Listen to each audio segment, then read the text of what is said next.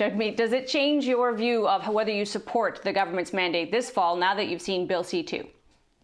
Well, thank you, Ms. Lang. I was waiting to see some action. We knew that a lot of Canadians are worried because in 2 days they'll be cut off from CERB and they have no job to go back to because their sectors have been shut down by COVID-19, thinking about tourism and service sector and hospitality. And we know that people need to have paid sick leave so they don't go into work sick. So these are two things that were crucial, and it looks like those are what we've seen. So we'll wait and see some more of the details, but that's what I was waiting for. I wanted to see some commitment on those actions before I could take the throne speech at its word. And now it looks like at early times, it looks like some of those steps have been taken. All right, and if I'm going to call you Jagmeet, you're going to call me Amanda, or I will call you Mr. Singh. But let's agree. Sure.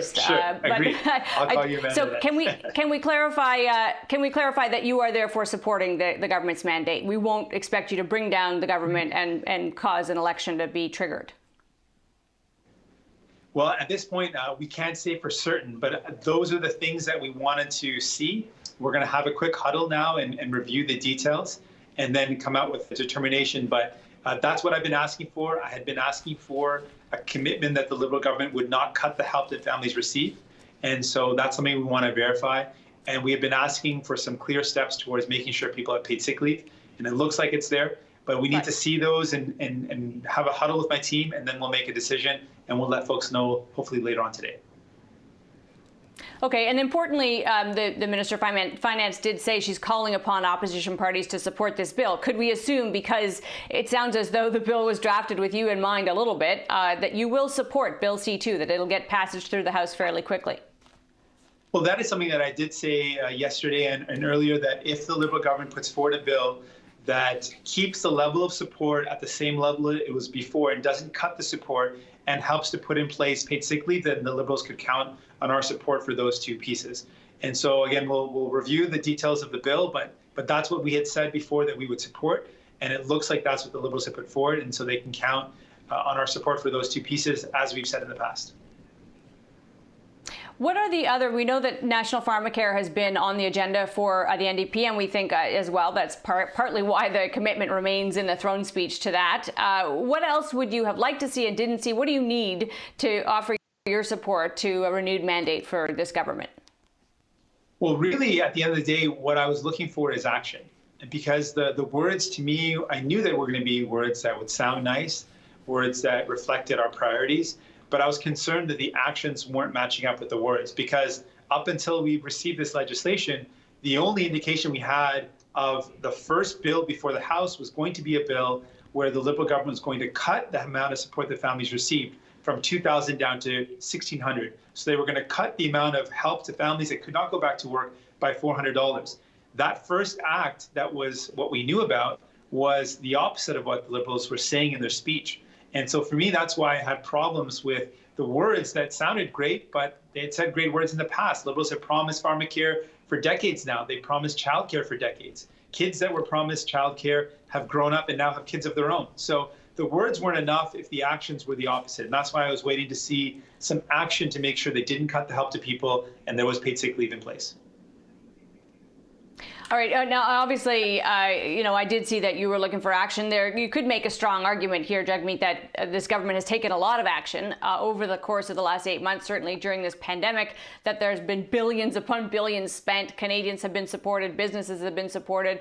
Is there any view from the NDP party that there should be a limit to that? Are you looking for, when we get a fall fiscal update, some form of fiscal plan, some return to fiscal anchors, anything that would say we're back on kind of a path to balance or even the semblance of it? Well, what we said throughout the pandemic and now moving towards the recovery is that it should not be the families that are struggling to get by, the small businesses that are feeling the crushing weight of COVID-19 that have to pay the price for the recovery. But there are many that have made massive profits during the pandemic, have profited off the pandemic. They should be the ones that are paying the price. I think about Amazon and Netflix and companies that virtually pay no tax in Canada. They need to pay tax here if they make profit here. And I think about Canadian companies that also make profit, but then hide their profit in offshore tax havens and don't contribute back. That should no longer happen. So we're asking the Liberal government to put in place a wealth tax, that those who've got fortunes of over 20 million should be contributing their fair share. Those who have made profit should contribute, And that's a way to look at some revenue for us to pay for these important programs that we need to maintain, but we have to look at ways to increase revenue. There's no question. One of the problematic aspects of this speech from the throne is that some of the big items, including this national childcare plan, and in fact national standards for long-term care homes, wades into provincial jurisdiction. It's a very kind of sensitive problem in this country. What kind of voice will you lend to support the federal government to make the case to the provinces that this needs to happen? Well, of course, I respect the jurisdiction of provinces, but when you speak to people, they don't want to see jurisdiction as an excuse. They just need the help. When parents who can't find childcare hear federal government saying it's not our jurisdiction, or provincial or governments arguing about that, they don't really care about their jurisdiction. They just want to know that they can have childcare. So for us, that's our focus. There is a way to move forward in a way that respects provinces, but let's actually get the job done. When it comes to paid sick leave, again, that's something that all Canadian workers should have. There's no question in a pandemic that if a worker is sick, they should be able to stay at home and not worry about not being paid and not being able to make their bills at the end of the month. So these things are essential. And I think they're essential not just because Canadian people and families and workers need it, but it's essential for our recovery. And so we know that childcare is essential for recovery. We know that paid sick leave will help us through a second wave. These are things that we need. And I'm going to lend a voice to say, let's get them done. One of the questions, of course, that was raised by your lack of immediate signing on to the throne speech is in a minority government that we go to the polls. I think we can safely assume that your support will be there. But bigger picture, how willing are you to trigger an election during this time of uncertainty and this ongoing potential for lockdown and second wave? Is it something that is on your radar?